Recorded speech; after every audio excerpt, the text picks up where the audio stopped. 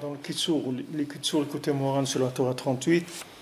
Vous trouverez la brochure pour la télécharger sur le site. Et c'est page 15, la première colonne, le passage Gimel. ובני אדם שהם דנים את כל אדם לכף חובה וחוקרים תמיד על חובות בני אדם הן מתוקף סטרא אחרא בחינת קץ כל בשר. Alors les gens maintenant qui sont toujours en train de chercher les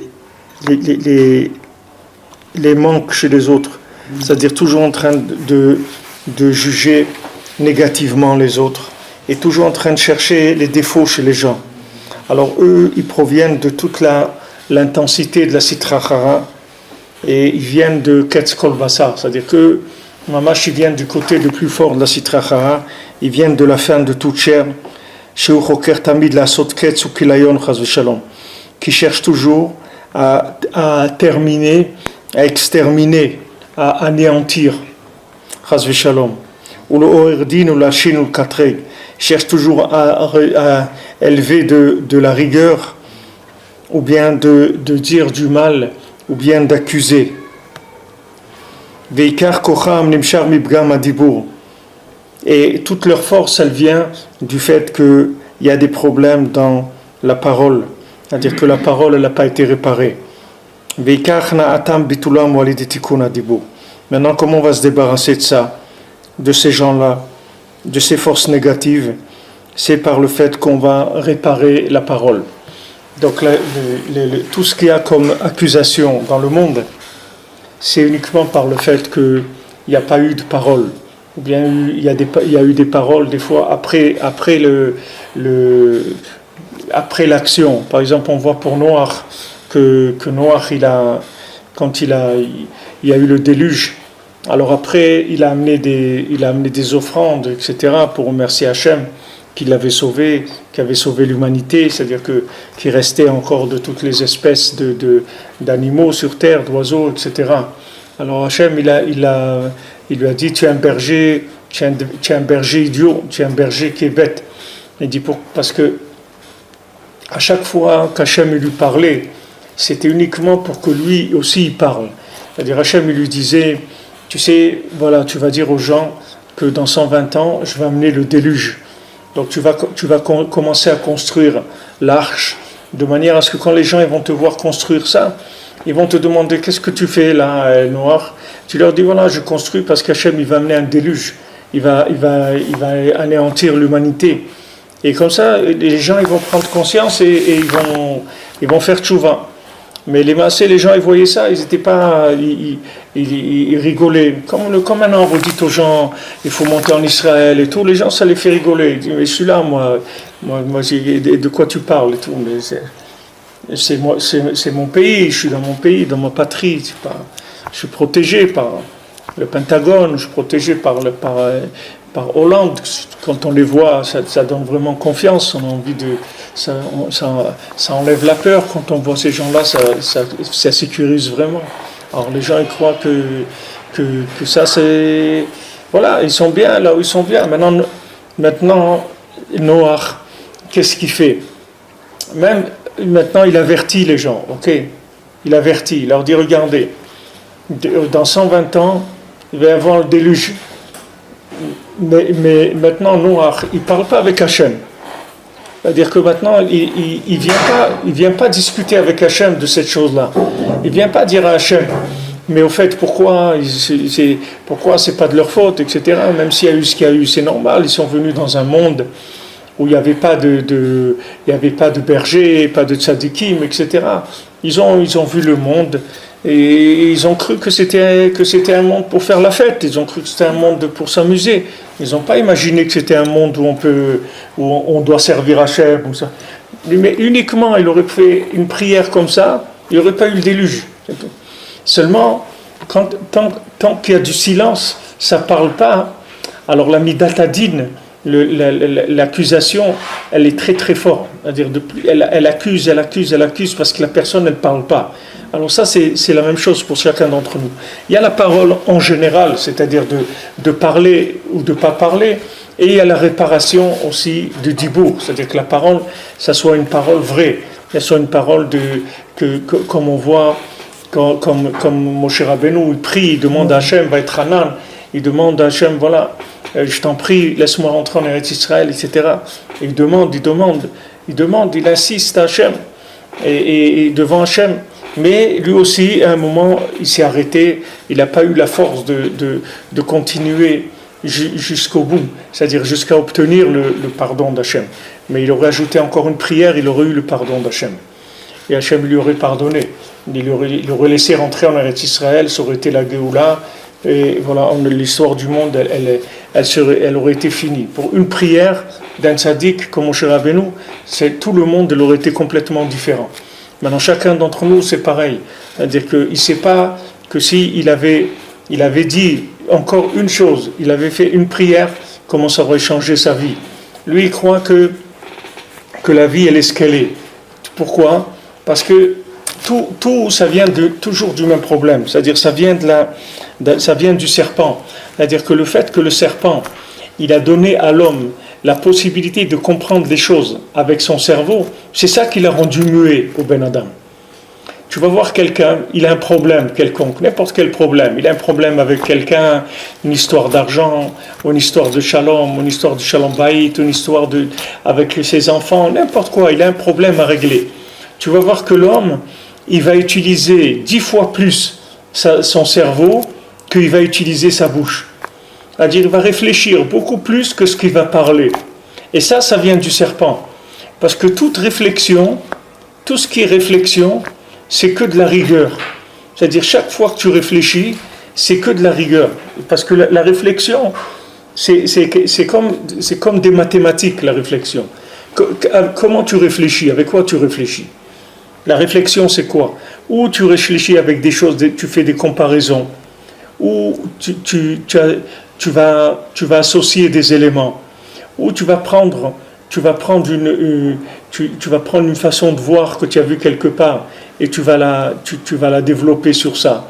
Ou bien tu vas aller d'après ce que tu ressens. Mais c'est toujours des choses qui sont toujours référentielles. C'est pas vivant, tu comprends ? C'est référentiel, c'est pas vivant. Tout le inyan du jugement, pourquoi maintenant quand on fait un jugement, on fait passer les gens en jugement ? Pourquoi un tribunal vient et convoque les gens, et on essaye d'avoir un bon avocat, etc., qui sait bien parler, qui va défendre la personne ? Pourquoi on a besoin de ça ? Pourquoi on a besoin parce que si on voit les faits, alors ça y est, la personne, c'est fini, elle est terminée. Parce que maintenant, il y a des lois. Ces lois, il y a écrit, voilà, celui qui a donné un coup de poing à son prochain, il doit faire 6 mois de prison. C'est tout. Ça y est, voilà, c'est les faits. Comme on dit, les faits sont là. Les faits sont l'éloquence des faits. Les faits parlent d'eux-mêmes. Mais c'est pas vrai. C'est pas vrai. Parce que ces faits-là, c'est pas de la matière. Il y a un Ben Adam. Maintenant, ce Ben Adam, peut-être il était saoul, peut-être il était énervé, peut-être il avait reçu un coup sur la tête, peut-être qu'il faisait noir, il savait pas ce qu'il faisait, ou il a vu qu'il y avait un serpent qui allait mordre son prochain, il a donné un coup de poing il voulait tuer le serpent. On peut pas savoir. Il faut amener les circonstances, c'est-à-dire il faut mettre les choses dans leur contexte. Ça, c'est que la parole qui va mettre ça. C'est-à-dire la réflexion, elle ne va pas permettre d'amener ces éléments-là. Donc on a besoin de parler pour remettre la chose, la faire vivre. On a besoin de faire vivre la chose. Il y avait aussi beaucoup de fois où dans les enquêtes, où la police et tout, elle refait une constitution. Voilà, il reconstitue le crime ou l'accident ou le truc. Voilà, la scène, il la reconstitue. Voilà, toi tu viens, tu vas faire comme ça. Le chien, il était là, le klaxon comme ça. Et pourquoi ils ont besoin de faire ça ? Parce qu'ils ont besoin de vivre la chose. Parce qu'en vivant la chose, peut-être ça va changer complètement les données. C'est pour ça qu'il faut une scène. Parce qu'ils veulent vivre la chose. Parce qu'ils ne se basent pas uniquement sur le raisonnement. Parce que le raisonnement, il peut tromper. Il y a un détail que tu peux ne pas voir dans le raisonnement. Il y a des choses dans la vie, tant que tu ne les as pas vues, tu ne les as pas vécues, tu ne peux pas comprendre ce que ça veut dire. Il faut que tu le vives pour arriver à comprendre tous les détails, tous les aspects de la chose. Alors ça, c'est le principe du dibour. C'est-à-dire que le principe du dibour, c'est que la chose, il faut la faire vivre. Si tu arrives à faire vivre la chose à quelqu'un, tout le problème, il est réglé. Par exemple, nous, on parle du Olam Haba, on parle du monde futur, on parle du paradis, du Gan Eden, on parle de l'enfer, du Gehinam, on parle des souffrances qu'il y a après la mort, et la difficulté qu'il y a d'arriver dans sa place au paradis, etc. Mais tout ça, il faut arriver à le vivre. Parce que tant que maintenant, ce sont des idées, ça va pas te faire d'effet.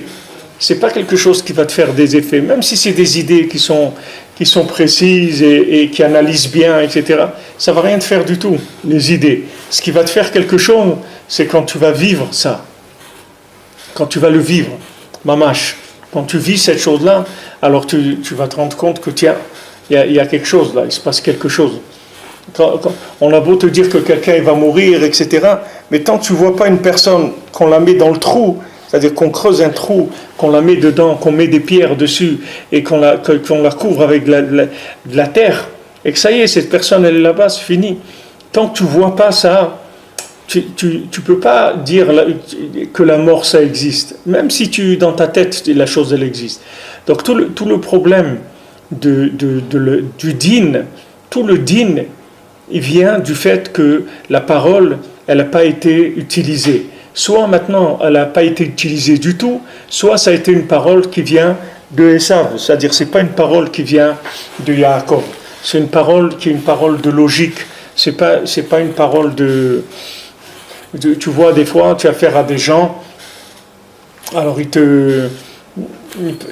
la première fois qu'on avait été à Oman, donc à l'époque c'était en URSS. Alors quand tu passes les frontières et tout, alors ils ont des réactions, des fois ils avaient des réactions qui étaient un petit peu bizarres comme ça. Par exemple, il te prend ton passeport, il regarde et il te dit pourquoi tu as collé une photo sur ton passeport. Alors tu le regardes comme ça et tu lui dis je dis non, moi j'ai pas collé la photo, ça c'est comme ça qu'on m'a fait. Alors il te laisse parler. Quand tu finis, il te dit pourquoi tu as collé une photo sur le passeport. Alors tu lui dis non, mais tu peux regarde, tu vois bien, c'est pas possible de faire ça, des trucs et tout. Alors tu finis de parler, il te dit pourquoi tu as collé une photo sur ton passeport. Alors au bout de 2-3 fois, tu as compris que ça ne sert à rien que tu parles. Parce que lui c'est pas un dibour qui te dit. Lui, tu es en train de te dire qu'est-ce qui est écrit quelque part. Lui, il a une idée dans sa tête. Et son idée, tu peux parler tant que tu veux, tu ne vas pas lui enlever l'idée. Alors ça va à peine, tu te tais, tu le regardes, tu fais comme ça. Alors après, lui commence à te dire ah oui, tu vois, tu as un truc et tout. Alors il ne faut pas que tu répondes, tu dis rien. Tu regardes, tu fais. Parce que, tu vois, il va te dire, c'est une technique, c'est tout. Et au bout quand il a répété 10 fois, 15 fois, et des fois il sort de la cabine là, et il va avec toi quelque part, et il te répète son truc, alors toi tu dois rentrer dans le silence total, c'est-à-dire tu dis rien. Maintenant, quand tu vas rien dire, à la fin, lui, il te dit, ah, bon, allez, va. Tu vois, mais si tu parles, alors tu vas l'obliger à répéter plus de fois la chose. Mais les paroles, eux, c'était des gens qui étaient formés, il n'y a pas de parole, c'est-à-dire il n'y a pas d'adoucissement du tout. C'est-à-dire que le gars, il a quelque chose dans sa tête, il le répète. Tu peux parler tant que tu veux, ça ne change rien. Ça ne change rien du tout. Donc quand tu as attrapé ça, tu ne parles plus. Et tu vois qu'à ce moment-là, il ne faut surtout pas parler parce que tu vas le fatiguer à répéter plus de fois, il va s'énerver encore plus. Alors tu le laisses parler et c'est tout. Tu attends que ça passe. Et tout, les paroles ne servent à rien. Ça s'appelle des paroles de Esav. Ces paroles-là, c'est des paroles de Esav. C'est-à-dire c'est des paroles qui sont uniquement des applications de la logique à travers la parole. Mais ce n'est pas des paroles d'adoucissement, ce n'est pas des paroles de communication. Il y a des gens, quand tu parles avec eux, tu ne discutes pas avec eux.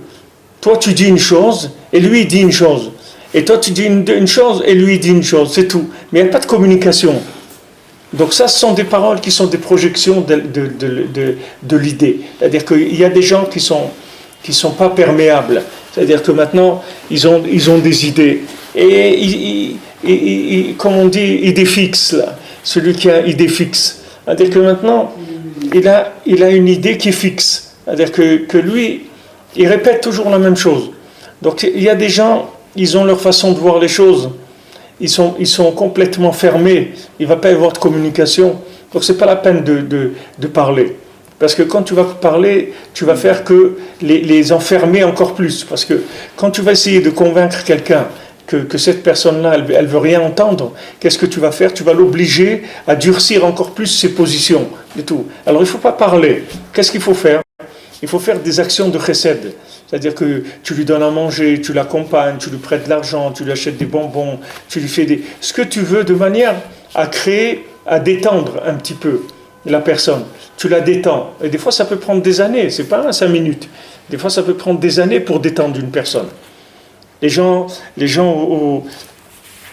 quand ils sont au début du mariage, les gens que malheureusement ils n'ont pas été formés quand ils se sont mariés et qui ont eu des problèmes, c'est uniquement parce qu'ils n'ont pas été formés, parce que tous les hommes de la terre, ils sont bien, toutes les femmes, elles sont bien, il n'y a pas de problème. Seulement, les gens, ils n'ont pas été formés. Ils ne savent pas qu'une femme, quand elle se marie, la première année, elle a besoin d'un mari qui la sécurise, qui lui donne, qu'elle ait confiance en lui. Et ça met 1 an pour que ça se fasse. Il faut 1 an pour qu'une femme ait confiance dans son mari. Une fois qu'elle a confiance en son mari, c'est terminé après, c'est pour toute la vie, c'est réglé.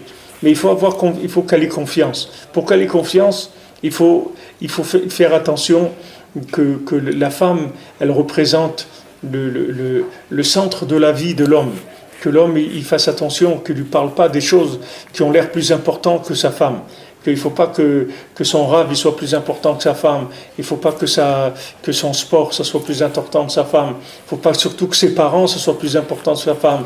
C'est tout des choses comme ça. Chaque parole qui va être une louange ou une éloge de quelque chose d'autre, et on n'a pas le droit de dire. Pendant la première année, des fois, quand on n'a pas fait ça pendant la première année, c'est toute la vie qu'on n'a pas le droit de dire. Parce qu'après, la situation, elle reste fragilisée pour toute la vie. Mais si quelqu'un il a fait ça la première année de mariage, normalement, il y a une union qui se fait, et à ce moment-là, il n'y a plus de problème. Après, tout roule. Après, le mari, n'importe quoi qu'il fait, ça sera toujours interprété du bon côté. Pourquoi? Parce qu'il y a eu, au début, une création d'atmosphère de dialogue. Avant qu'on puisse parler, il faut créer l'atmosphère du dialogue. Avant qu'on vienne pour parler. On ne va pas dire des paroles à quelqu'un qui est fermé, c'est-à-dire qui est sur la défensive. Qu'est-ce que tu vas lui parler? De quoi tu vas lui... Laisse-le tranquille. Tu vois bien qu'il n'est pas prêt à écouter. Maintenant, qu'est-ce que tu vas venir lui amener des preuves sur ça ou des preuves sur l'autre? Ça ne sert à rien. C'est pas ça qu'il faut. Il faut d'abord créer un lien avec la personne. Une fois que tu as créé un lien, qu'il y a une confiance, à ce moment-là, tu peux passer au niveau de la parole, au niveau de l'échange. Mais sinon, la première année, c'est comme un jeu d'échecs ou un jeu de dames. C'est-à-dire, chacun il regarde l'autre, qu'est-ce qui va bouger comme pion. Et par rapport à ça, il va se positionner. Ah, tu as bougé comme ça? Alors moi, je vais bouger comme ça. Ah, tu fais ça? Ah, moi, je fais ça. Parce qu'il n'y a pas de communication. Donc, c'est comme un rapport de force. C'est-à-dire qu'on va voir, il y a une méfiance et chacun, il fait attention et il analyse ce que l'autre il est en train de faire. Ça, c'est quand le dibour, il n'est pas encore ouvert. Il n'y a pas eu encore de dibour. Et avant qu'il y ait le dibour, il faut qu'il y ait de la confiance. Sinon, il n'y a pas de dibour. Pour l'instant, qu'est-ce que quelqu'un il connaît de son conjoint? Il ne connaît rien du tout. Qu'est-ce qu'il sait? Il ne connaît pas du tout la personne qu'il a en face de lui. Alors qu'est-ce qu'il fait? Il imagine des choses. D'après ce qu'on lui a dit, d'après ce qu'il voit, d'après ce qu'il entend, d'après des choses, etc. Alors il y a des choses qui sont des chocs. Des fois, le conjoint il voit dans le comportement de l'autre quelque chose, ça le choque. Et ce choc-là, il crée il crée une impossibilité de communiquer. Alors si ce choc-là, il est dans quelque chose qui n'est pas très fort, qui est pas très très important, ça va créer un petit domaine d'ombre. Mais si maintenant ce choc, il est sur des choses qui sont plus très importantes et qu'il y a plusieurs chocs, alors ça peut créer complètement ça peut créer déjà, comme on dit, c'est le commencement de la fin. C'est-à-dire que même que la personne, ça fait que 1 an ou 2 ans qu'elle est mariée, c'est déjà terminé. Maintenant le divorce, Razé Shalom, il aura lieu que dans 10 ans ou 15 ans, mais c'est déjà terminé. C'est-à-dire que la personne, elle s'est fermée complètement, c'est fini. Parce qu'elle a vu des choses qui l'ont choquée. Alors ça, c'est utilisé aujourd'hui pour dans toutes les guérisons qu'ils font avec des trucs chinois, ou je ne sais pas comment ça s'appelle, tous les trucs asiatiques, ils utilisent beaucoup ça. C'est-à-dire qu'ils partent du principe que tout choc qu'il y a dans la personne, ça crée dans le cerveau une zone où il n'y a pas de communication possible. C'est-à-dire cette zone-là, elle s'isole du monde, elle s'isole de tout. Chaque choc, ça crée un isolement. Si le choc il est trop fort, la personne elle va s'isoler complètement. Elle va quitter le monde. C'est-à-dire que tu vas le voir, il marche parmi les gens, mais tout est fermé chez lui. Les oreilles, les yeux, le nez, la bouche, tout est fermé. Il ne prend rien de personne. Il s'est complètement enfermé. Pourquoi ? Parce qu'il a reçu des chocs. Ces chocs-là, ils l'ont fermé complètement. Et qu'est-ce qu'ils ont trouvé comme refoua ? Maintenant, ça fait quelques années. Comment ils guérissent ça ? Comment ils guérissent les gens ? En le faisant parler du choc qu'il a reçu. D'abord, ils essayent de trouver, ils scannent l'individu pour savoir un petit peu qu'est-ce qui se passe. Tu vois un Ben Adam devant toi, tu le vois, il est fermé. Hein ? La psychologie. C'est pas la psychologie. La psychologie, c'est ni la psychanalyse, c'est d'autres techniques. La psychologie, ça un petit peu comme ça, mais c'est pas aussi précis que ça. C'est pas aussi précis que ça. Ça, c'est plutôt, ça agit plutôt sur le nefesh. La psychologie, elle agit sur le raisonnement de la personne. C'est-à-dire la psychologie, c'est plus extérieur. Mais ça, c'est plus pnimi. C'est-à-dire que c'est des chokhmot qui vont toucher dans le nefesh. C'est-à-dire qu'ils voient le nefesh de la personne où il a été choqué. Parce que les chocs, ce n'est pas des chocs de la logique. Les chocs qui sont dans le nefesh, ce n'est pas dans le raisonnement. Parce que si quelqu'un il a un choc dans le raisonnement, tu peux lui arranger le raisonnement. Ce n'est pas ça le problème. Quelqu'un il n'a pas compris quelque chose, alors tu peux l'aider à comprendre. Ce n'est pas tellement grave, quelqu'un qui n'a pas compris. Mais quelqu'un qui a eu un choc, le choc il est dans le nefesh. Alors ce choc-là, il crée un blocage de communication. Maintenant, plus le choc il est grand, et plus la personne, elle est handicapée dans la communication. Alors des fois, la personne, elle a 10% de communication, 20, 30, 40, chacun selon combien il a reçu des chocs dans sa vie, comment il a été choqué par des situations. Et des gens qui ont vécu des grands chocs du terrorisme ou de la Shoah ou des choses comme ça, les gens, ils peuvent rester complètement fermés et complètement cyniques sur toute la vie et tout. C'est fini, tu ne peux plus lui faire passer quoi que ce soit. Il y a une dame qui s'interroge de temps en temps en France, une dame qui est passée par la Shoah, et elle dit qu'elle, quand elle est sortie de la Shoah, elle a décidé de jamais avoir d'enfants, de jamais, je ne sais pas si elle ne s'est pas mariée, mais en tout cas de ne pas avoir d'enfants. Parce qu'elle a dit, quand elle a vu la Shoah, elle a dit d'être un juif dans ce monde, c'est un problème. C'est un problème. Pourquoi je vais amener des êtres qui vont avoir des problèmes ?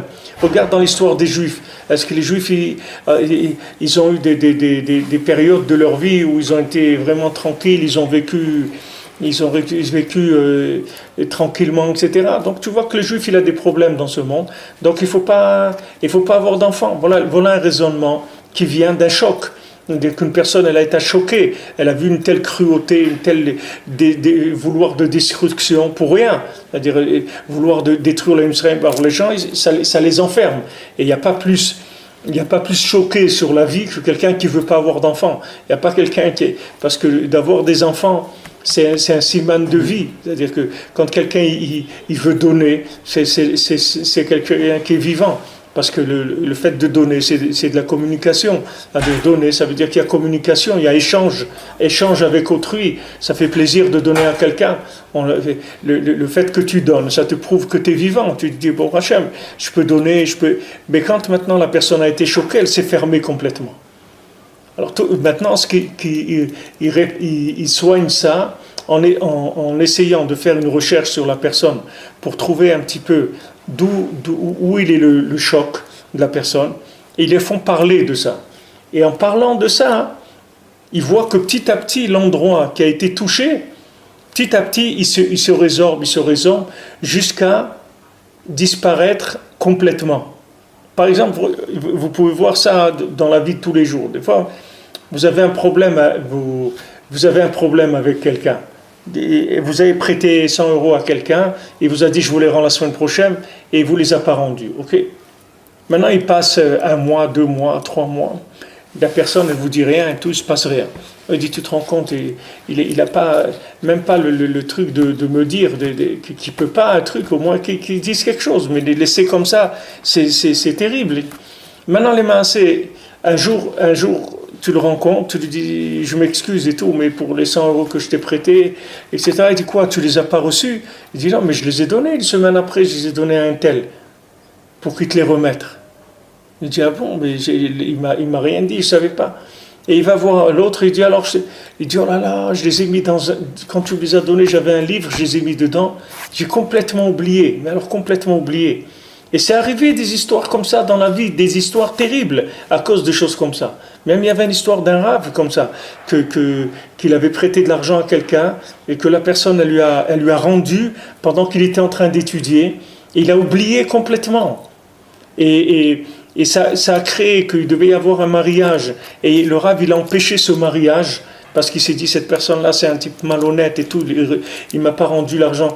Et quelques années après, le Rav, une fois il était en train d'étudier, il a trouvé de l'argent dans le livre. Et tout lui est revenu à la mémoire. Et après, qu'est-ce qu'il a dû faire pour réparer la chose qu'il avait faite. Vous voyez que des fois on ne parle pas. Et quand on ne parle pas, alors des fois on imagine des choses. On imagine. Et la chose qu'on imagine, ça crée tout un monde fictif qui n'existe pas. Ce monde-là, il est fictif, ça n'existe pas. C'est comme tous ces gens-là qui jugent, qui regardent le mal chez les autres. C'est des gens qui vivent dans de la fiction. Parce que cette personne-là, tu sais pas qu'est-ce qu'elle a. Tu la vois comme ça, mais tu sais pas qu'est-ce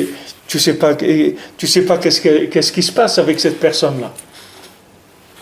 Tu sais pas qu'est-ce qu'elle a. Tu vois quelqu'un, il arrive à la synagogue en retard. Mais tu sais pas qu'est-ce qu'il a eu. Peut-être qu'il a eu mal au ventre la nuit. Peut-être qu'il a un enfant qui faisait les dents, il allait rester réveillé toute la nuit, puisqu'il a accompagné sa femme à l'hôpital. Peut-être qu'il a eu des soucis. Il est tombé en panne, il est rentré chez lui à 3 heures. Tu sais rien. Qu'est-ce que tu juges? Tu juges avec quoi? Avec quoi tu juges? Tu vis dans un monde de débian complètement. Tu es en train de juger dans un monde de fantasmes que tu t'es inventé. Alors commence à parler, adoucis ça.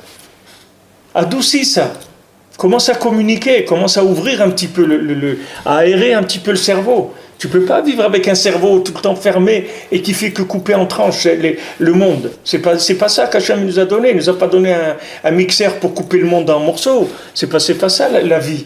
Dès que tu as envie de couper un morceau, il faut adoucir. Comment tu parles? Ou tu parles avec la personne, ou tu parles avec Hachem, ou tu te parles à toi-même. Tu dis, espèce d'idiot, mais qu'est-ce que tu as? Il arrive en retard à la synagogue, alors qu'est-ce qu'il y a? Pourquoi? Toi, il y a des jours où tu ne viens même pas à la synagogue. Il y a des jours où qu'est-ce que tu as? Peut-être si tu lui faisais un sourire et tu lui offrais un petit croissant après la tefila, peut-être qu'il viendrait en avance même. Alors qu'est-ce que tu as? Qu'est-ce que tu as à juger Des fois, il faut que tu te secoues toi-même, tu te parles à toi-même, parce que des fois, c'est inadmissible. C'est-à-dire, tu sais que tu es dans le Ketz Kol Bassar. Alors, il y a des gens qui sont fermés, eux-mêmes, c'est des gens qui ont des problèmes, parce qu'eux-mêmes, ils ont eu des chocs. Alors, ils sont fermés sur eux-mêmes. Et le fait qu'ils sont fermés sur eux-mêmes, ils voient tout le monde comme un truc, un hachoir à viande. C'est-à-dire, ils voient tout le monde, il faut détruire le monde. Pourquoi? Parce que lui, il a des problèmes. Tu vois tous ces jeunes-là dans les cités et tout, des jeunes de 15 ans, 16 ans, 17 ans, qui sont tellement hargneux, ils sortent avec tellement de haine, des trucs et tout. Pourquoi? Parce que c'est des gens qui sont dans une situation où ils vivent tellement loin, tellement rejetés de la société, tellement rejetés de toute possibilité. On leur montre à la télé des trucs toute la journée que jamais de leur vie ils vont faire ça. Ils voient des gens en train d'avoir des vacances dans un hôtel 5 étoiles et de se faire servir par des trucs et d'aller dans une piscine et de faire de la moto sur l'eau, des trucs comme ça. Et eux, ils savent très bien que ces vacances, il va les passer en bas de l'immeuble à rafistoler sa mobilette ou son truc et c'est tout. Mais ça choque les gens, ça leur donne une hargne à l'intérieur parce qu'il n'y a pas de communication, il n'y a personne qui a parlé avec eux. Les gens ne les habituent pas à parler. Et dans les écoles, ils devraient faire une majeure partie de l'éducation à l'école. Ça serait de faire parler les gens, de leur apprendre à parler. C'est ça qu'il faut mettre à l'école. C'est pas de leur apprendre des choses. Béikar, il faudrait mettre des programmes où on apprend aux gens à parler. Des gens qui sont spécialisés dans comment faire parler les gens. Et si maintenant tu vois un petit enfant de 5-6 ans, tu sais le faire parler, tu vas lui éviter beaucoup de problèmes dans sa vie. Parce que d'abord tu vas voir où il est, qu'est-ce qui est déjà chez lui problématique. Il va l'exprimer. Le fait qu'il l'a exprimé, c'est déjà 80% du problème, il est réglé déjà. Du fait qu'il l'a exprimé. Alors toi, quand lui va l'exprimer, tu vas l'aider. Tu vas l'aider à encore plus enrichir cette ouverture-là. Lui, il a ouvert un petit peu, toi tu vas lui ouvrir beaucoup, tu vas lui permettre de voir les choses différemment, etc. Et ça y est, la personne, tu lui donnes la vie. Maman, tu lui donnes la vie. C'est Nafshi Yatsav Vedabero, ça y est, son âme, elle s'est libérée avec la parole. Tandis que si la personne, elle parle jamais, elle est fermée sur elle-même, complètement. Cette personne-là, dans sa tête, elle a un rasoir, elle fait que couper toute la journée. C'est-à-dire qu'elle fait que regarder que des défauts, des choses qui vont pas, etc. Et la première personne qu'elle coupe, c'est elle-même d'abord. Elle commence par se couper elle-même. Parce qu'elle ne supporte pas déjà elle-même. Elle-même, elle n'est pas déjà contente de sa vie. Rabbeinu, quand il dit qu'il faut regarder le bien chez les autres, Rabbeinu, il dit d'abord qu'il faut que tu regardes le bien chez toi. Après, tu regardes chez les autres. Mais si tu n'es pas capable de trouver du bien chez toi, si tu crois que toi, tu ne mérites pas la vie, alors qui est-ce qui va mériter la vie? Si toi, tu ne mérites pas la vie, qui est-ce qui va mériter la vie? Rabbi Nathan, il dit, si on savait les chassadim d'Hachem, si on savait combien Hachem il nous aime, on serait Bessimcha toute la journée. On serait Bessimcha et on ferait Avodat Hachem, on servirait Hachem beaucoup plus que ce qu'on le sert. Parce que si on savait combien Hachem il est grand, combien il nous aime. Mais les gens, eux, ils voient Hachem comme si c'était eux Hachem. Ils se voient eux-mêmes comme ils pensent que Hachem, il les voit comme s'ils se voyaient eux-mêmes, avec le rasoir qu'ils ont dans leur tête. Avec ça, ils croient que Hachem, il les regarde comme ça. Mais c'est pas vrai. Hachem, il ne regarde pas le monde comme ça. Hachem, il a une vision du monde que tu ne peux même pas imaginer. Parce que la bonté, la miséricorde, tu ne sais pas ce que c'est. Tu sais pas ce que c'est déjà la miséricorde dans ce monde. Tu vas savoir ce que c'est la miséricorde d'Hachem ou la miséricorde des tzadikim. Tu peux pas imaginer ce que c'est. Tu peux pas du tout imaginer. Donc il faut que tu parles. Il faut que tu parles avec Hachem. Il faut que tu demandes à Hachem. Va être Hanan, tu supplies, tu demandes à Hachem, je t'en prie Hachem. Ouvre-moi un petit peu le cœur, ouvre-moi un peu le cerveau, que j'ai un peu de communication, moi. Que je ne sois pas fermé complètement sur moi-même. Aide-moi à m'ouvrir. Les gens, ils se plaignent. Ils arrivent à l'âge de 35, 40, 45, 50, ils ne sont pas mariés. Ils sont pas mariés. Et il se dit, mais pourquoi je trouve pas, c'est difficile à trouver. C'est pas difficile à trouver, c'est pas que c'est difficile, Baruch Hashem, dans le monde. Il y a beaucoup de gens avec qui se marier, c'est pas un problème, il y a beaucoup de gens très très bien. Mais la personne, sa solitude, elle lui a fabriqué un tel rasoir dans sa tête que quand elle voit quelqu'un, avant que la personne, elle ouvre sa bouche, elle a coupé déjà en 1000 morceaux, il reste plus rien déjà du Ben Adam. Tout ce qu'il fait, tous les gestes, comment il s'habille, comment il boit le café, comment il paye, comment il sort l'argent, comment il éternue, comment il se gratte l'oreille, tout c'est des trucs qu'il coupe, tout. Après, avec qui il va se marier? Il ne peut pas se marier. Il ne voit rien de bien chez l'autre. Comment il va se marier? Avec qui il va se marier? Avec quelqu'un qui l'a complètement démonté. C'est pas possible de vivre comme ça. Alors Rabbeinu te dit, il dit voilà, tout celui qui voit le mal chez l'autre, alors il faut qu'il sache que cette personne-là, elle vient de ce Ketz Kol Basar, elle vient de cet endroit qui est la fin de toute chair. Et la fin de toute chair, elle vient du fait que la parole, elle n'a pas été réparée. Il n'y a pas eu de réparation. On raconte sur un Gaon, Rabbi Akiva Iger. Rabbi Akiva Iger, c'était un très grand Talmid Chacham, un très grand érudit en Torah. Et quand lui, il était physiquement, il était très moche quand il était jeune. Alors, on lui a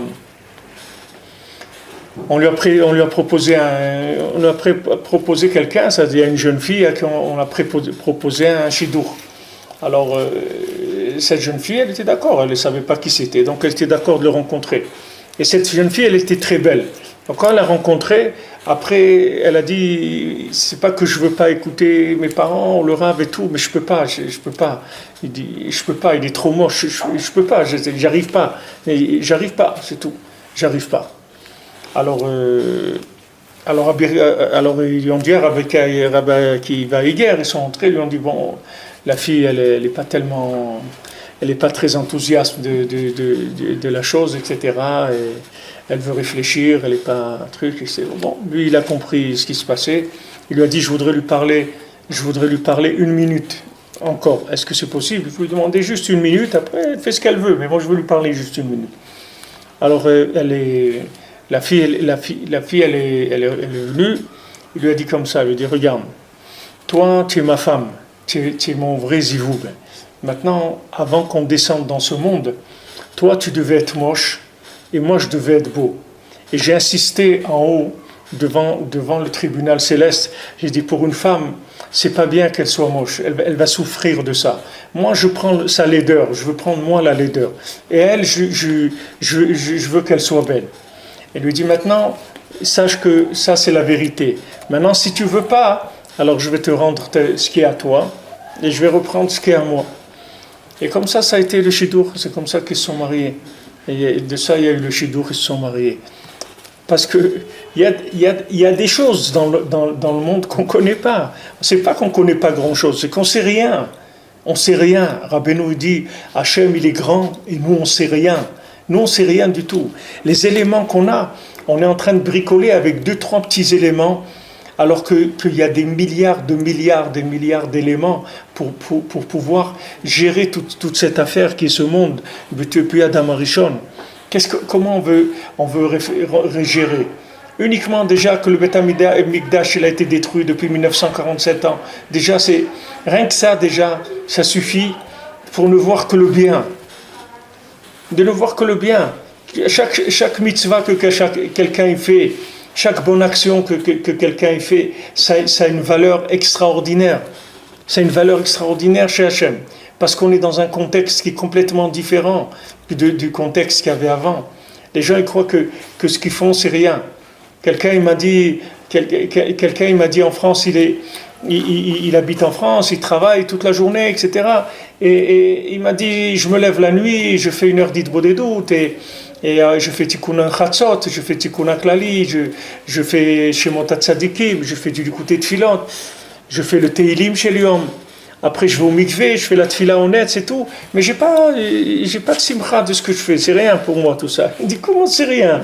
Comment c'est rien? C'est toi le rave de la ville. C'est toi le rave de la ville dans laquelle tu habites. Comment tu dis c'est rien? Comment tu dis c'est rien? Pourquoi? Parce qu'on a dans notre tête, on a des rasoirs qui coupent tout. Jusqu'à que même un Ben Adam qui fait des choses extraordinaires. Mais c'est Nifla Meod, quelqu'un qui se lève la nuit pour Hachem, mais c'est Nifla, même s'il fait rien, même si quelqu'un il se lève pas, rien qu'il a mis le réveil, même si quelqu'un il a pas mis le réveil, il a envie de mettre le réveil, c'est Nifla Meod, dans la génération où on vit. On peut pas s'imaginer ce que ça veut dire. Mais nous on est là, on a un rasoir dans notre tête, parce que le manque de communication, l'isolement de l'individu, ça le rend de plus en plus rigoureux. De plus en plus rigoureux parce qu'il rentre dans un monde de fantasmes, dans un monde analytique tu vois, comme une machine de calcul. C'est-à-dire la machine de calcul, elle a pas il n'y a pas de sentiment. Elle calcule, c'est tout. 2, 4, 8, 200, 4 divisé, tac, c'est tout. Alors les gens, leur tête, elle devient comme ça. C'est-à-dire ils ont emmagasiné des connaissances, entre guillemets, parce qu'en général, déjà 90% des connaissances qu'ils ont, elles sont déjà tordues. Mais même, ils ont emmagasiné des connaissances, et ces connaissances, elles leur donnent dans la tête une machine à trancher qui les empêche de vivre. Pas shoot, ça les empêche de vivre. Ça empêche la personne de vivre. Mais va, parle. Pourquoi tu ne parles pas? Pourquoi tu ne parles pas? Pourquoi tu ne crois pas que l'autre, il a quelque chose de bien en lui? Parle avec lui, tu vas voir qu'il a quelque chose de bien. Tu vas voir qu'il a quelque chose de nifla méode, que tu n'as pas, que toi tu n'as pas. Tu vas voir qu'il a un bien extraordinaire que toi tu n'as pas. Et toi tu as du bien que l'autre il n'a pas. Chacun il a du bien en lui. Pourquoi tu ne crois pas dans le bien qu'il y a de chez l'autre? Parce que tu es arrivé à un tel raisonnement. Il y a tellement dans la tête de choses qui sont entièrement de la fiction. Le Ben Adam, il vit dans une fiction personnelle. Il s'est créé une fiction. Les gens, ils font des films de science-fiction. Mais tu vois, ce qu'il y a dans la tête d'un Ben Adam, c'est un film de science-fiction beaucoup plus grand que tous les films qu'il peut y avoir dans le monde. Parce que l'homme, il s'est créé un fantasme de la vie. Alors que la vie, il y a une réalité de la vie. Que les êtres, ils sont vivants. Que tout celui qui est vivant, il est vivant par la volonté d'Hachem. Donc il y a un bien chez lui qui s'appelle la vie, qui s'appelle Hachem. Il faut échanger avec ça. Il faut se connecter avec ça. Et ça va te faire sortir complètement de ta petitesse, de ton atrophie dans laquelle tu vis, que tout fermé comme ça. Ben non, mais fermé. Alors que le monde est ouvert, il est là, pour Hachem. Hachem, il a donné un monde pour communiquer. Hachem, il a donné le monde pour communiquer. Pourquoi tu restes enfermé? Alors j'insiste sur ça parce que c'est ça la base de cette Torah. La base de cette Torah, toute cette Torah 38, elle est basée sur ce principe-là de Dibour et Eider à Dibour. Même les tzadikim, même Abraham Avinu, il savait pas combien on pouvait communiquer avec Hachem. Jusqu'où on peut communiquer avec Hachem, jusqu'où Hachem il nous aime. Abraham Avinu n'est pas arrivé à sauver Sodome. Il aurait pu sauver Sodome. Noach Bichlal, il n'a pas sauvé l'humanité. Mais Abraham Avinu, il pouvait sauver Sodome. Mais il ne pouvait pas imaginer que la communication, elle pouvait arriver à un tel niveau. Il pensait qu'il y a toujours un jusque-là, mais pas plus. Et ce n'est pas vrai. Autant tu pourras imaginer la miséricorde d'Hachem, tu seras très très loin d'imaginer combien Hachem il est miséricordieux. Même si tu imagines le plus que tu peux imaginer, tu ne peux pas imaginer combien Hachem il est miséricordieux. Alors quand tu rentres ça dans ton cœur, c'est-à-dire tu te mets ça quelque part, tu sais que tu ne connais pas la miséricorde d'Hachem. Tu ne connais pas la miséricorde d'Hachem. Alors, ne te juge pas, ne juge personne. Et toi, le premier, ne te juge pas. Ne te crée pas déjà assez de problèmes. Tu n'as pas besoin de t'ajouter des jugements, de la culpabilité qui est inutile. Parce que c'est possible que Hachem, il ne te voit pas coupable du tout. Comme on l'a vu dans la paracha, Hachem, il dit voilà, tout ce qu'il y a pu avoir. Vous avez fait l'idolâtrie de Péor, vous avez été dans l'idolâtrie de Péor et tout. Tout ça c'est oublié, tout ça on n'en parle plus. Allez, venez, on avance ensemble, vous rentrez en Eretz Israël et c'est tout. On voit qu'il n'y a pas, que Hachem, ça n'existe pas, la rancune, ça n'existe pas des choses comme ça. Tout ça c'est le Dieu qui a été fabriqué par des hommes. Dans d'autres religions, ils ont fabriqué des dieux avec leur tête. Un homme qui fabrique un Dieu, comment tu veux qu'il fabrique un Dieu? Avec sa tête. Avec quoi il va fabriquer un Dieu? Les gens qui ont fait des religions, ils ont créé des religions. Avec quoi ils ont créé ces religions? Avec leur tête. Leur tête, elle a une limite. La limite de leur tête. Aussi loin que leur imagination elle puisse aller. C'est toujours une imagination humaine. Toute cette imagination, elle ne peut jamais te faire imaginer combien Hachem, il est Rahman, et combien Hachem, il a de la miséricorde sur ses créatures. Hachem, il est miséricordieux d'une façon que tu ne peux pas imaginer. Donc, sors de là, sors de cette rigueur-là, qui a tendance à toujours voir le mal chez chacun et voir toujours ce qui manque, voir toujours le manque. Il manque ça, et ça c'est pas bien, et ça c'est pas bien. Regarde ce qui est bien, remercie sur ce qui est bien, remercie Hachem sur ce qui est bien. Et à ce moment-là, tu vas voir que ta vie, elle va changer. Regarde ce qui est bien, communique, commence à communiquer avec le bien, commence à parler, commence à adoucir la rigueur de ce monde avec la parole. Tu vois que la parole, elle est adoucissante. N'importe qui te dira, tu as une personne âgée, des gens qui sont des personnes âgées qui sont seules, par exemple. Tu vois, hein, tu lui téléphones. Tu lui dis alors comment ça va et tout, vous allez bien aujourd'hui. Tu vois, après il te dit merci de m'avoir appelé. Pourtant tu lui as rien fait, tu lui as rien dit de spécial, ni rien. Non, le fait que tu as pris le temps de parler avec la personne, tu lui as redonné la vie, tu lui as donné. Elle est seule, la personne. Elle a vu déjà, elle a vu tout ce qu'il y avait à voir dans tous les cinémas de ce monde, elle les a vus déjà.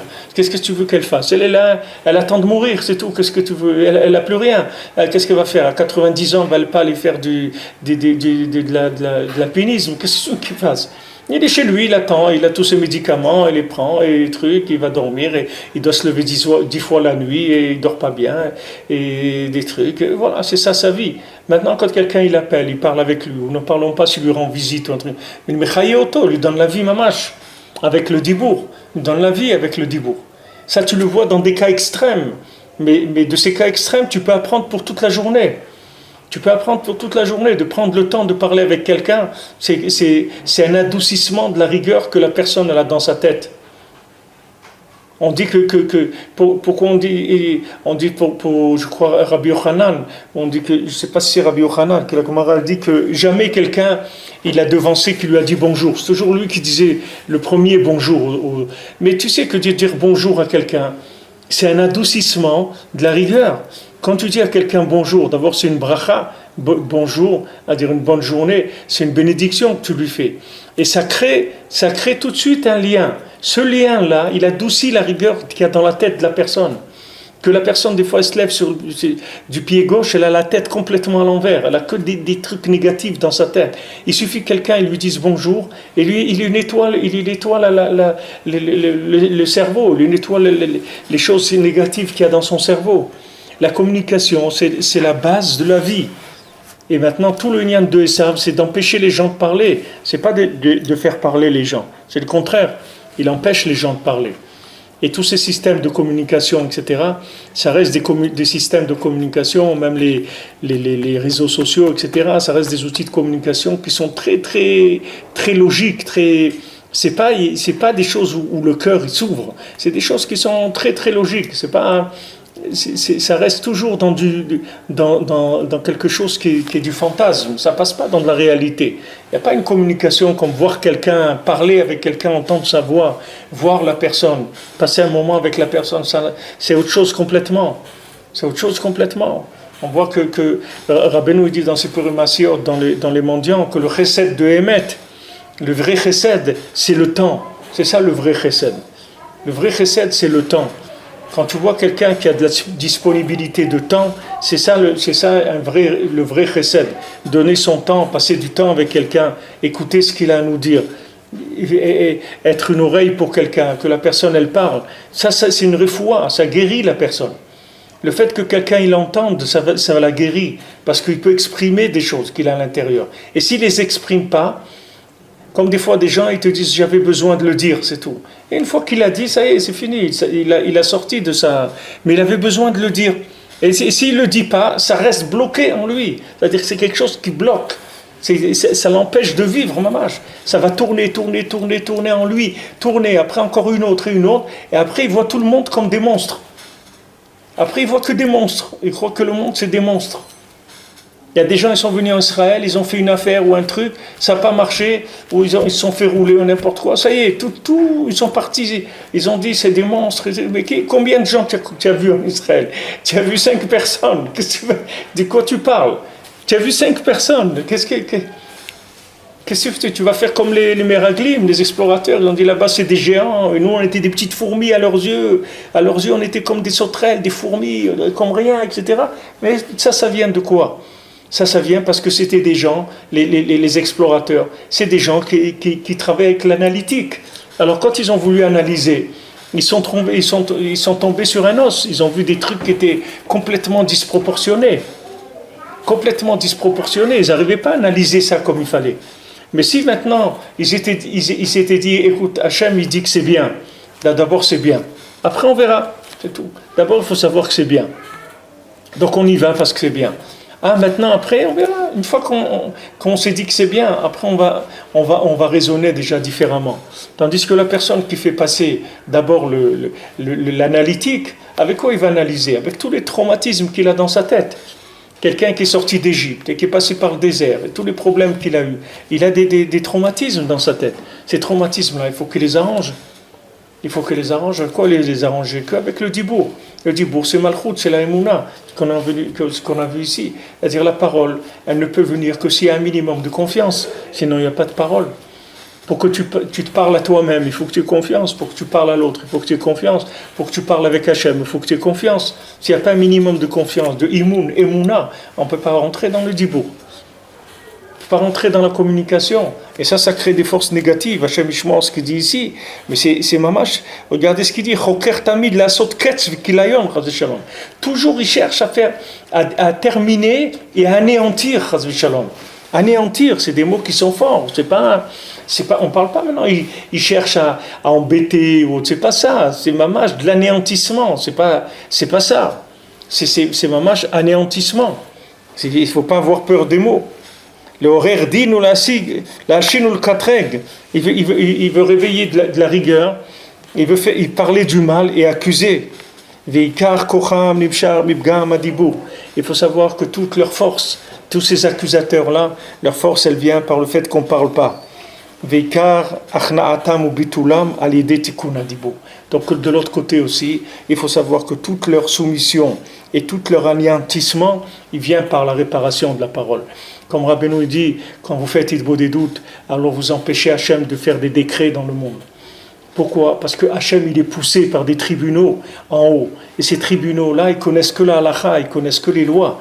Donc ils accusent, et en plus, ils ont une petite tendance à la destruction du monde, parce qu'il y a une jalousie en haut. C'est comme vous prenez une personne qui est dans une maison, vous prenez un enfant qui est bon Hachem, il a réussi dans ses études ou n'importe quoi, il a amené une satisfaction à son père, et son père il est content qu'il a passé tous ses examens, il a reçu et tout. Et après, il y a un petit bébé comme ça de 5-6 mois où le père il est là comme un fou avec lui, il joue avec lui, etc.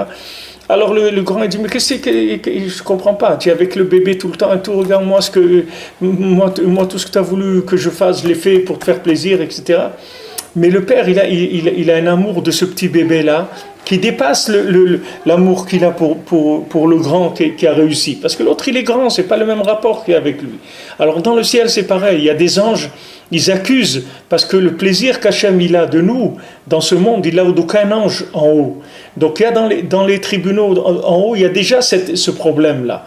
Qu'il y a déjà, au fond, une accusation à la base, c'est-à-dire un rejet du projet même de l'humanité. Il a été rejeté par tous les tribunaux d'en haut, par tous les anges, ils ont rejeté ce projet-là. Tous, ils ont rejeté. Alors, Hachem, il est poussé par les accusations qu'il y a sur l'homme. L'homme, il est accusé parce qu'il fait des bêtises, etc. Parce qu'il n'a pas un vouloir qui est sincère. Pas tout ce qu'il peut y avoir de négatif chez la personne par rapport au jugement d'en haut. Donc, il est déjà sous une accusation en bas qui est très, très forte. Là, il faut adoucir ça, il faut sortir de ça. Comment tu sors ça? De ça, tu parles avec Hachem. Dès que tu parles avec Hachem, tu sors complètement du rapport intermédiaire qu'il y a entre les anges, les tribunaux, et toi et Hachem. C'est-à-dire, tu enlèves l'intermédiaire, tu parles en direct, c'est tout. Tu parles en direct avec Hachem, et le plaisir qu'Hachem il a, que tu lui parles, c'est plus grand que toutes les colères que tu peux lui donner par toutes les avérotes que tu peux faire. Même si quelqu'un, Chas v'Shalom, il fait des avérotes 23 heures sur 24, mais 1 heure il s'arrête et il parle avec Hachem. Cette heure-là où il parle avec Hachem, elle est plus grande que les 23 heures d'avérotes qu'il a fait. Parce que des avérotes, toute la terre entière, elle est pleine de ça. Que quelqu'un il fait des bêtises, tout le monde fait des bêtises sur terre, c'est pas que lui. Mais de parler avec Hachem, il n'y a pas beaucoup de gens qui parlent avec Dieu. Il n'y a pas beaucoup de gens qui le reconnaissent, il n'y a pas beaucoup de gens qui croient en lui. De manière à venir, à s'adresser à lui comme étant le Créateur et venir devant lui et à prendre la peine et le temps de parler à Dieu, de le reconnaître en tant que pouvoir suprême sur l'humanité. Ça adoucit toute la rigueur. Même si la personne, elle est complètement par terre. C'est pour ça qu'il faut, ce que Rabbeinu dit, il faut écouter parce que c'est pas difficile. Ce sont des techniques qui se sont révélées dans le monde et qui sont, ça même, c'est la miséricorde d'Hachem. Quand Hachem il a révélé à Moshe Rabbeinu les 13 mesures de miséricorde, il lui a donné les 13 façons comment vaincre la rigueur qu'il y a en haut. Il a dit, regarde, je vais te donner 13 mesures de miséricorde. Hachem el Rachum vechanoun, je vais te donner des outils que quand tu vas faire ça, tu vas dire ces 13 mesures, ça va adoucir la rigueur. Là, maintenant, plus que cette mesure de miséricorde, Rabbeinu il est venu, il a renouvelé dans le monde le lien de la communication en direct avec Hachem. Une chose qu'il n'y a jamais eu, que les gens ils n'ont jamais imaginé, ils ont perdu depuis des siècles ce comportement-là. La plupart des gens. Rabbeinu l'a renouvelé ça. Et maintenant, si tu rentres là-dedans et tu t'habitues, tu vas donner un plaisir à Hachem qui est au-dessus de tous les nerfs que tu peux entraîner par les bêtises que tu fais à côté. Même si quelqu'un il fait des bêtises, si jamais il parle avec Hachem régulièrement et il ne se laisse pas abattre, c'est sûr qu'il va s'en sortir. C'est sûr qu'il va s'en sortir. Il n'y a aucune shéla sur ça. Parce que la parole, vous voyez, la parole, elle annule la rigueur. La parole, elle annule la rigueur. Chaque parole de communication, elle enlève la rigueur. Si maintenant tu prends quelqu'un avec qui tu as eu des problèmes, même des problèmes terribles, il t'a fait, il t'a truc, il t'a pris, tu l'as tué, tout ce que tu veux. Si maintenant tu parles avec cette personne-là tous les jours, 1 heure, tu vas voir au bout de quelques temps, c'est fini, tu vas redevenir un ami avec lui. Tout va s'effacer en toi. Tout ce qu'il y avait en toi, ça va s'enlever. Je vais finir avec ça. Pourquoi c'est écrit que la haine gratuite, pourquoi on dit le Beth Amikdash il a été détruit avec la haine gratuite? Qu'est-ce que c'est la haine? Comment tu transgresses la haine gratuite, la sinatrinam? C'est quand tu dis pas à l'autre que tu as un problème avec lui. Dès que tu lui dis que tu as un problème avec lui, tu transgresses plus la haine. Même si tu viens, tu lui dis, tu sais, je suis très en colère contre toi. Et tu dis, ah bon? Ouais, parce qu'on était au mariage là-bas.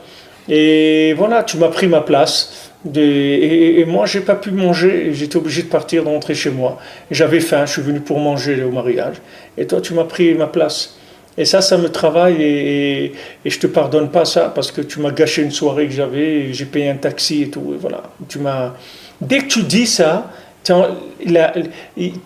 sors de l'union de la sina. Tu es plus ouvert sur altisnet achicha bilvavra. Tu transgresses plus, n'haïs pas ton frère dans ton cœur. C'est marqué dans ton cœur. Dès que tu le dis, c'est fini. Parce que même si tu lui dis, tu sais, je suis énervé contre toi, ça même c'est un adoucissement de la rigueur. Dès que tu le dis, même si tu lui as dit ce que tu m'as fait, c'est pas bien, ça même c'est un adoucissement de la rigueur. Et après de ça, d'abord tu vas pouvoir parler encore avec lui, parce que du moment où tu lui as dit, donc tu t'es soulagé de ce choc que tu avais. Donc maintenant la personne, déjà tu pourras parler un peu avec lui, et un peu plus, et tu verras qu'au bout de quelques temps, ça sera oublié complètement, ça aura disparu. Alors cette technique-là que tu vois avec l'homme, c'est la même chose dans Hachem. Hachem, il te dit, qu'est-ce que je t'ai fait de mal pour que tu me haïsses tellement? Qu'est-ce que je t'ai fait de mal que tu me haïs tellement? Qu'est-ce que je t'ai fait de mal? Tu ne veux pas parler avec moi? Qu'est-ce que je t'ai fait de mal? Je t'ai donné, regarde tout ce que je t'ai donné. Un peu de reconnaissance, mets un peu les choses à leur place. Qu'est-ce que je t'ai fait de mal pour que tu me haïsses tellement? Hachem il dit, quel mal je vous ai fait pour que vous m'haïssiez tellement? La personne ne veut pas parler avec Hachem. Non, elle ne peut pas parler, non. Ici, ce monde-là, il est comme ça. Mais parle avec le Créateur. Pourquoi tu ne parles pas avec lui? Tu as un problème, parle avec lui. Dis-lui, regarde, je ne peux pas. Hachem, je ne peux pas. Comme ça, je ne peux pas. Je vous ai raconté ce Breslever qui était riche. Et une fois, et après, il a perdu sa richesse. Il est devenu pauvre. Et une fois, il est venu sur le Tzion de Rabbeinu à Ouman. Il a dit, Rebbe, je sais que la pauvreté, c'est un tikkun pour moi. Je sais que si ça me vient, c'est un tikkun, mais je ne peux pas. C'est tout. Je te dis, je ne peux pas. C'est tout. Je ne peux pas vivre la pauvreté, c'est tout. C'est une épreuve que je ne peux pas vivre. Alors, enlève-moi ça parce que je ne peux pas le vivre. Et Mamash, quelque temps après, il a repris sa richesse et tout. Il ne peut pas, c'est tout. Maintenant, des fois, tu veux soigner quelqu'un. Il ne peut pas. Il y a des gens, ils ont mal aux dents. Tu veux lui passer la perceuse, là, le truc. Il ne peut pas, c'est tout. Et tu dis, ou tu m'anesthésies, ou tu ne me touches pas. Moi, je ne peux pas. Et tout, je peux pas supporter ce truc-là. Il peut pas, qu'est-ce que tu vas faire? Alors, des fois, tu le laisses, jusqu'à qu'après, tu lui arraches la dent, c'est tout. Mais tu peux pas. Il faut pas avoir peur de le dire, je peux pas. Ribono shel olam, je ne peux pas. Je sais que c'est bien, tout ce que tu veux, mais je ne peux pas, j'arrive pas. C'est tout. Sache-le. Je ne peux pas. Si quelqu'un il parle avec Hachem tous les jours et qui lui dit voilà, je suis seul, je suis pas marié, Hachem, je peux pas rester seul. C'est un tikkun, tout ce que tu veux, mais je ne peux pas. Je ne peux plus vivre comme ça. S'il insiste comme ça, il va voir qu'Hachem va lui donner. Parce qu'avec le dibour, avec sa parole, il va adoucir toutes les rigueurs qui empêchent qu'il y ait la chose. En parlant tout ce qui accuse de l'autre côté, pour pas qu'il ait ce qu'il doit avoir, ça va tomber. Toutes ces accusations, elles vont tomber. Parce que sur toutes les fautes, l'amour il va couvrir toutes les fautes. L'amour c'est quoi? C'est la communication. C'est echad, que de deux on fait un. C'est ça le Al kol peshaim techase ahava.